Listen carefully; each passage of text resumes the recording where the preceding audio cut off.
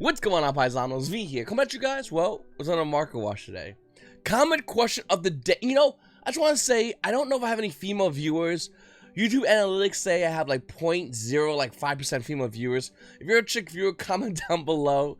I don't even think I have any female viewers, to be honest with you. But I know, 100% obviously, we have all guy viewers. And I'm not sure if you guys, guy talk, we could have a question. It could be a silly question, but we could like analyze it forever. And I always like that. I always find it really fun to do. And you know, when I hang out with my buddies, we just ask some random question and we just go in. So here's my question to you. It's not really that much random a question. It has to do with Yu-Gi-Oh! And the question is, if Konami went to you and said, Bill, Phil, whatever your name is, Jerry, Larry, listen, if we want to make support for one archetype, what's the archetype and why? Don't just say spirals because spirals, you know, like give actual support. What would you do to, man, like to sell me on the support needed for the archetype that you would like to happen to? And it can be any archetype in the game, current archetype or archetype, or previous archetypes. And let me know in the comments down below. Let me know what you guys say. If you guys don't understand, I read every single your comments all the time, and I always am greatly appreciative about it.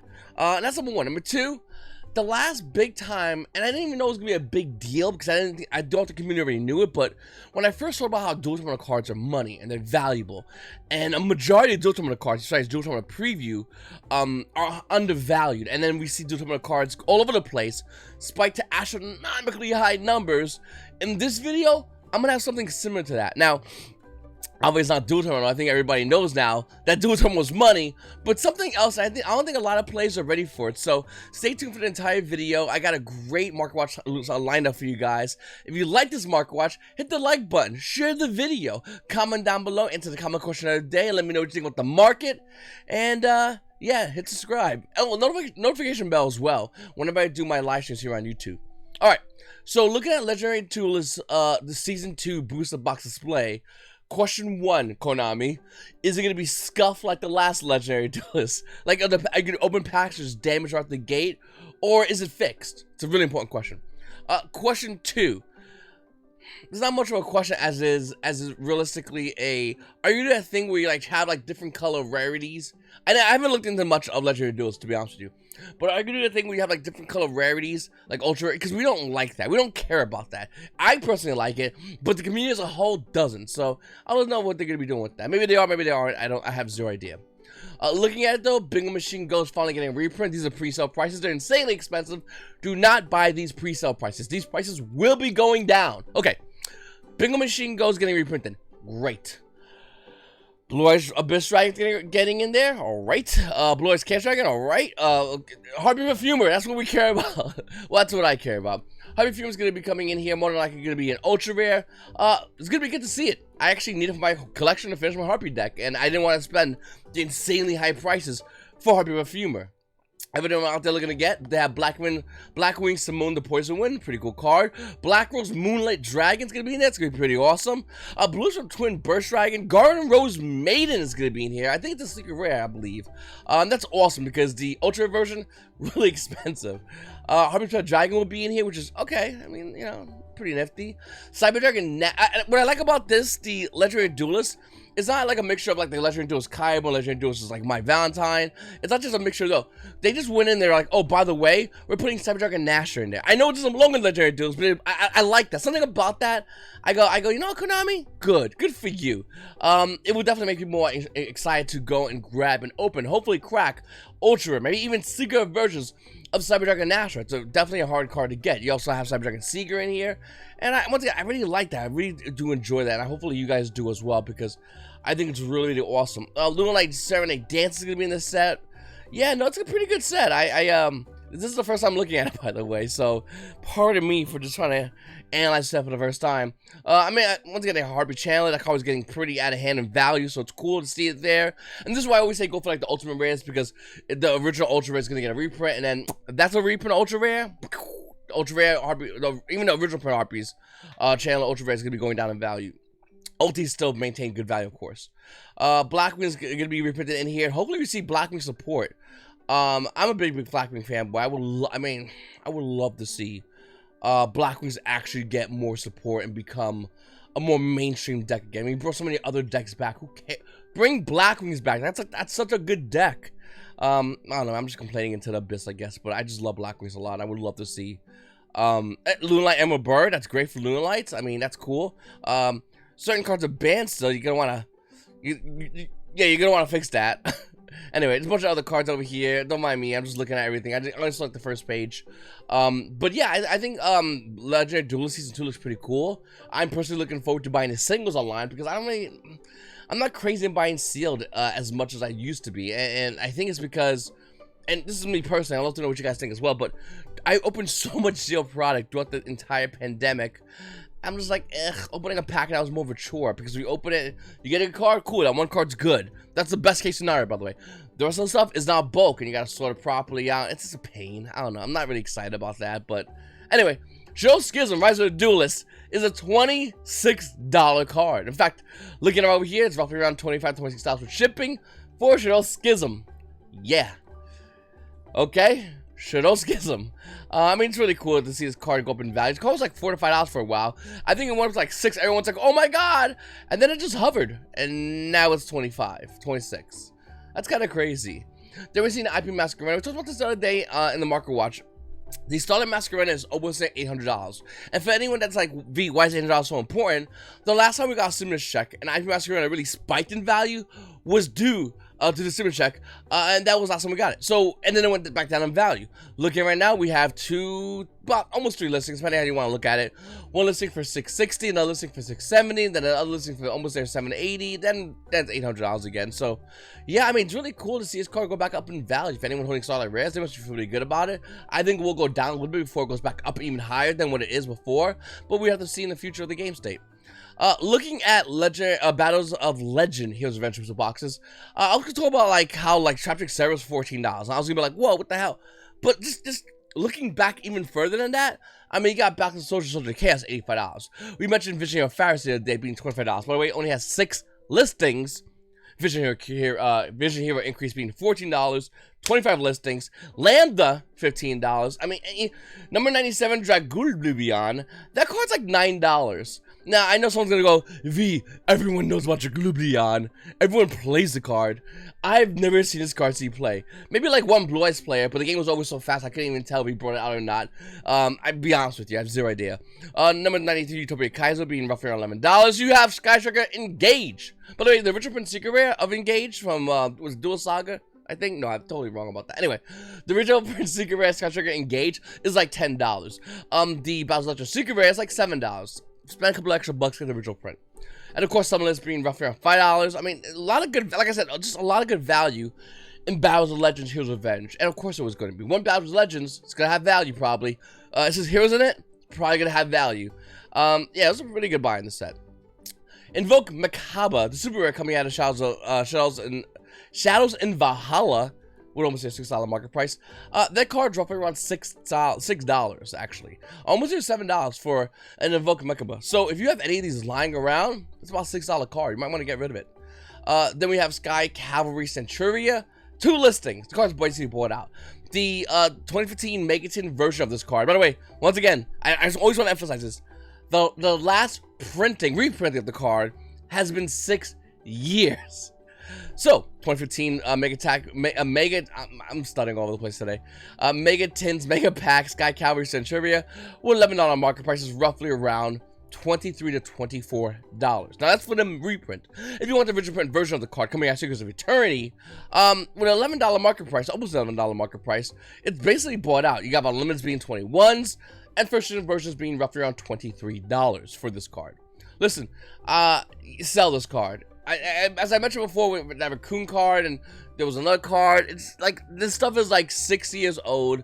Konami's been going on a warpath as far as like reprints. And I'm slowly starting to see, and I'll mention it later on even more so, like, we'll see like an old school ultra rare, and everyone will go in and buy it, obviously, because it's a chance you can see play, right? Probably. But the thing is, Konami sees that as well, and they reprint the crap out of it.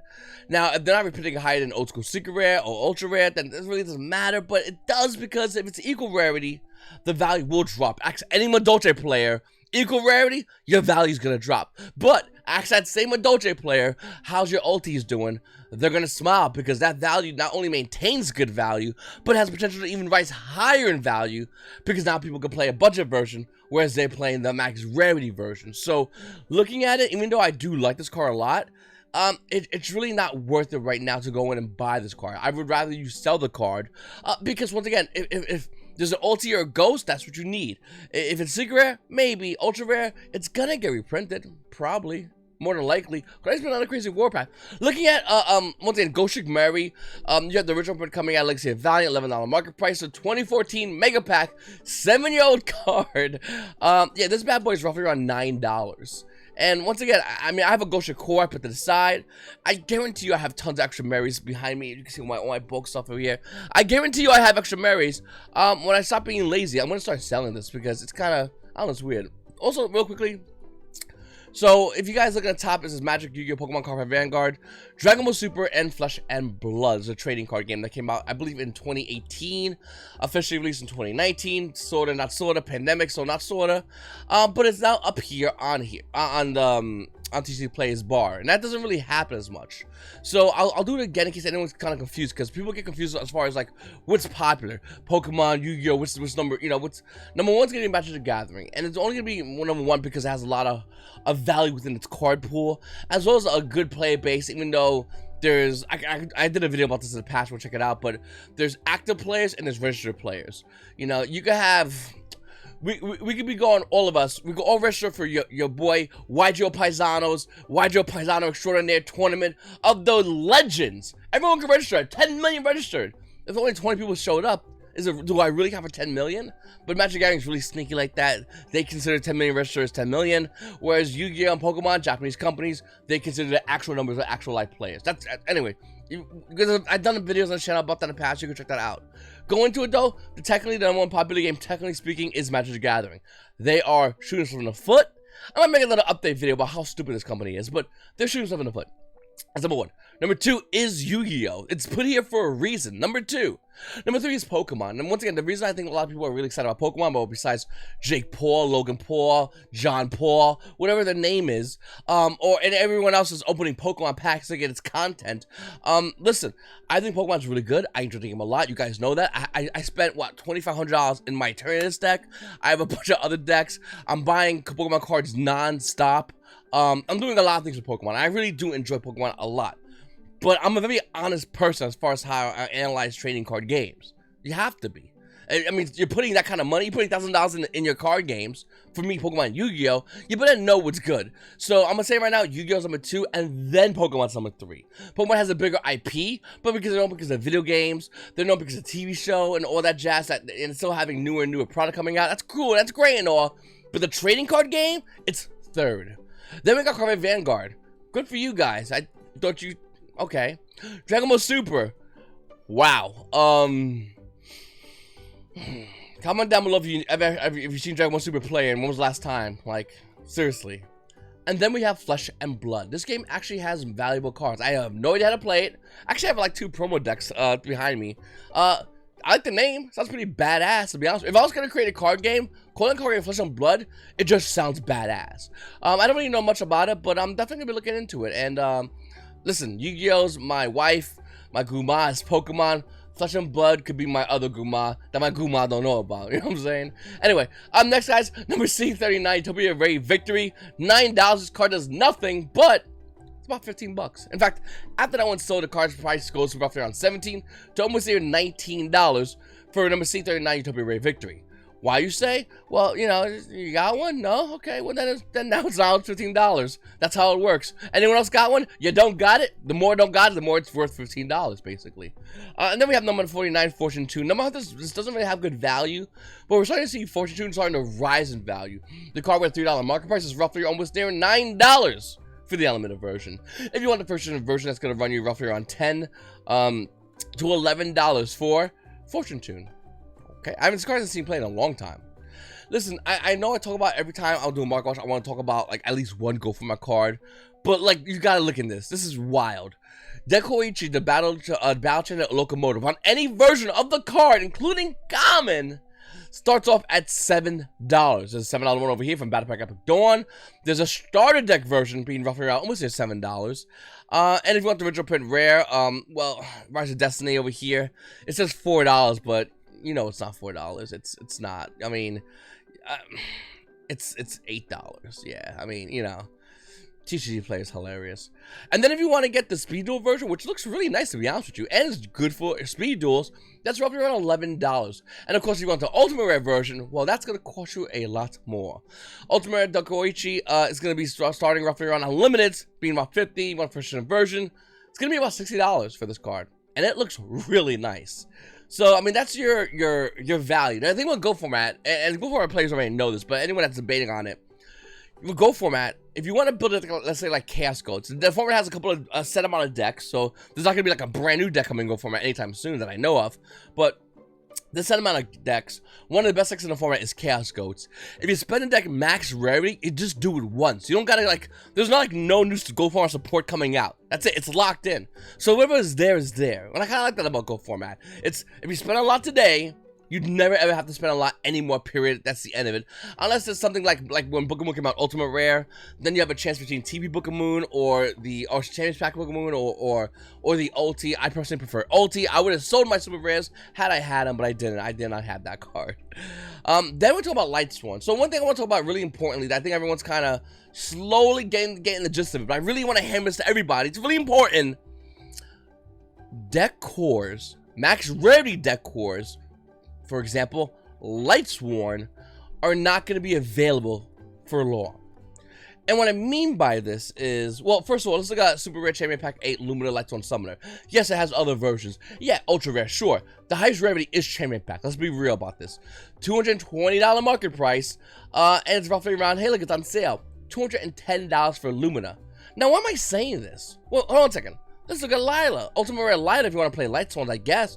Once again, this is not going to be probably using Light Swans, but you want first version? Sure, it's roughly around $31. Then you look over here, there's only 3 pages left. Wait, the kicker. 3 pages left, and you got 31. It bombs out roughly around 50, and they're all one to the right side of the page. So these aren't going to be available. There's only a set amount of players that can have a full max rarity Light Sworn deck. That's it.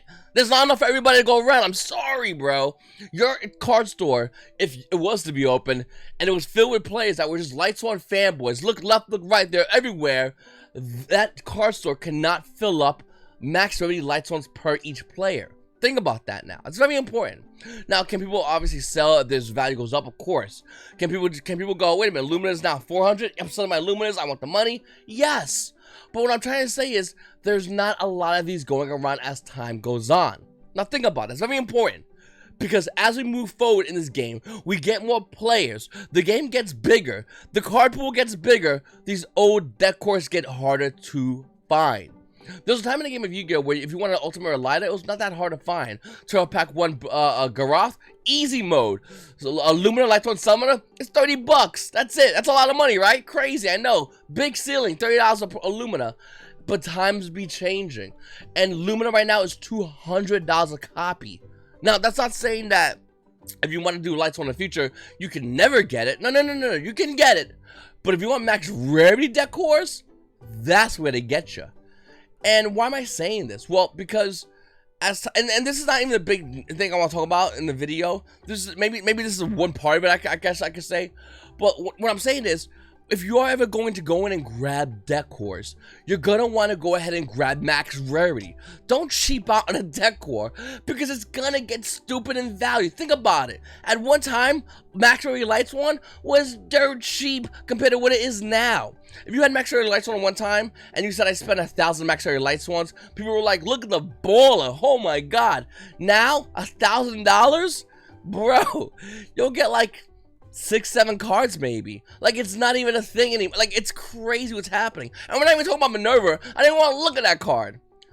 But the reason I'm saying is because there's a lot of players out there right now that's buying from here forward, but they want to be collectors or collectors that play the game that want to have that valuable card. It's a very simple formula. You just buy a deck core max ready, put it aside, and give it about 5 years. Do a Light Sworn. Check it out. Look at my previous market watch. Whenever I talked about light swaps, they were significantly lower than what they currently are right now. And when the Yu-Gi-Oh players are playing physical Yu-Gi-Oh, you gotta realize the fact that a lot of Yu-Gi-Oh players are just chilling at home. They're not even getting involved yet. Wait until things start opening up. And what we're gonna be seeing here is a lot of people go in and hit that market. Do people think the market is gonna like pop like a bubble? Bro, we haven't even started bubbling up yet. We're still cold water in a tea kettle. We have not even started the pop. But when it happens, when physical events open up and Konami's like, physical events, here's a YCS, here's a YCS, there's nationals. What do you think is going to happen to the market? What do you think is going to happen to the casuals that are going to be able to go back to locals? Or maybe some players that want to get these max rarity decks. They're going to pay top dollar. Why not? They haven't went out anytime. You can't go out. So what's going to happen? They're going to dump it into the market. We have not seen nothing yet. This is the low point of the market. And some people go, well, V, you just showed us a $600 card, a $200 card. Yeah, that's the cheap part of the market. So, let me talk about my second thing. Everyone's really excited about Ghost Rare versions, but nobody's looking at Ultimate Rare versions of the Ghost Rare card. And this is what I really want to talk about with you at the end of this video, even though I got a bunch of cards to show you, because it's important. I predict Ultimate Rares are going to be hitting some stupid numbers within the near future, okay? They already are, by the way, and I'll show you right now. Shooting Star Dragon Ultimate Rare, it is. The Ghost Rare counterpart is insanely expensive, and if you're a new investor in this game, as far as the big cards, like Shooting Star Dragon, I do not recommend you go in and buy Ghost Rare Shooting Star Dragon. It's like going in and buying Bitcoin right now. I'm going, oh yeah, I'll make a ton of money. Maybe, but it'll take a way longer time for you to make that money than if you was to buy an altcoin currency. Good example, a long time ago, Bitcoin I think was $75 a Bitcoin. I believe that's the first time I actually went in. I think I bought like 6 at the time, years ago. I mean, I'm talking, man, 8 years ago has it been? Probably around 8 years, 7 to 9 years is my pillow. Anyway, it was like $75 a coin. There was a new coin introduced called Litecoin. Litecoin was roughly around $1.12, I believe it was at the time. I bought Bitcoin, and don't get me wrong, it was pretty good. I mean, I'm happy. I'm not, whatever. Litecoin went from $1 to, I believe, last I checked, it's been a while. I got rid of Litecoin a long time ago. $120. And by the way, Litecoin was way less than $1. I just got in on it when it was $1. And what I'm saying is, you can do the same thing. You don't need to put a ton of money and buy a playset of Shooting Star Dragon ultis. Can it be a lot of money? I mean, Ghost. Can it be a lot of money for Ghost? Yes, absolutely. But the ultis also have money. And let me show you. Shooting Star Dragon Ultimate Rare coming out Star Trek Blast with an $83 market price. Right now, lightly played first edition is currently $73. Now, yeah, it's under its market price, but it's still $73 for an Ultimate Rare that does nothing in the game. $73. Keep that in mind. Ghost Rare Shooting Star Dragon has Star Trek Blast with a $253 market price. Well, it's on sale. $220. Now listen, I think the Ghost Rare is definitely still a good card to buy, don't get me wrong, but if you don't got that kind of money, you don't got $600, a little over $600, burning a hole in your pocket saying buy Shooting Star Dragon because collectible, you can still buy the Ulti Shooting Star Dragon, which is significantly more cheaper. This is the one I would recommend you to buy, not the Ghost Rare. So stop PMing me on Instagram, Facebook, and Discord, wherever you guys can. This is what I'm trying to tell you. This is an unseen market. Because once again, everyone's looking at Ghost Rares. Everyone's looking at Ghost Rares. You mention Ghost Rares Yu-Gi-Oh to any collectors, they're like, I got this one, I got this one, I got this one. You mention Ultimate Rares of those Ghost Rares, they'll have to go, let me check. And that's where you get them. This is the future of value. We're not even done yet. Power 2 Dragon Ultimate Rare at a raging battle with a almost near $49 market price. The value for Unlimited, $32. And by the way, that will go up in value. And if you want a first version of the card, $58. Almost $59 with shipping for a Power Tool Dragon. That's really cheap, to be honest with you. Looking at the Ghost Rare version at a raging battle. Real quickly. This doesn't see as much play because of Infernobles. It kind of does, but not really. Infernobles are almost a rogue deck, I think we can say right now. Maybe tier 2, arguably. Power Tool Dragon at a raging battle, Ghost Rare with $119 market price. Unlimiteds are roughly around $119. Okay, cool. If you want a first edition version, this one's, oh, that's an Italian one. And for collecting, you don't really care about foreign cards. I'll talk about that in another video. But if you want a first edition version of the card, it's almost near $300. So, once again, $300? $58. Once the market cleans out the first edition, and first edition hits some dumb numbers, the Unlimited starts hitting some dumb numbers. What's gonna happen is, as Unlimited starts capping up, and having the new cap, now it's this much. The new cap's on $90, new cap's on $100. Once it happens like that, the ultis will start moving up. Get them before they even debate on moving up, because they're going to. Look at that Ancient Fairy Dragon, a band card, Ultimate Rare, currently with a $36, $38 market price. The Unlimited's being roughly around $26. If you want a first edition version of this card, once again, ulti, the first edition version is going to be running you roughly around $115. It's because there's a lot of hype behind it. I don't think it's coming off the ban list, but hey, you never know. Now, if you want an Ancient Fairy Dragon Ghost Rare with $121 market price, the Unlimited is roughly around, well, $86. That's actually really good for Unlimited. This is one I would definitely recommend checking out the Unlimited. But if you want a first edition version of the card, whew, almost there $500, $485 for Ancient Fairy Dragon. We're not even done yet. Hold on, one more. Black Rose Dragon is a second. It's the IP Masquerena of Ghost Rares in the game of Yu-Gi-Oh! It really is for the Starlight IP Masquerena. This is its counterpart. Now, Black Rose Dragon Ultimate Rare. Let's do it backwards. This is more fun this way. I should have did it like this to begin with. Black Rose Dragon Ghost Rare at a Crossroad of Chaos with $184 market price. The Unlimited version, $170. Actually, really good to be honest with you. First edition version start at roughly around $930 for Black Rose Dragon. You want an ulti, which looks really good still, and it's hard to get. Still came out of Crossroad of Chaos. Well, the market price is roughly around $61. The Unlimited version, roughly around less than that, by the way. Less than $40. But and if you want a first edition version of the card, once again, a first edition version of Black Rose Dragon, that's gonna run you, where is it? $240. $240 for this card seems like a lot of money, and then you realize the fact that the Ghost Rare version is almost near $1,000. And yeah, once again, there's still a good chance to buy the Unlimited version, and there's not many on the market. I would definitely recommend if you want to do that as well. But the ulti is also a market that you want to go in on, because this is also going to have a lot of value in it. So this is my next thing I'm talking to you guys about. Remember, last time I talked to you about Dual Terminal, I wouldn't stop talking about Dual Terminal until the market kind of caught what I was saying. I just saw it happening because it's obvious. I mean, and some people, I'm not saying it's on me. A lot of people are also commenting in a lot of those videos. Yeah, V, I'm with you on Dual Terminal. I'm with you on Dual Terminal. I'm with you on Dual.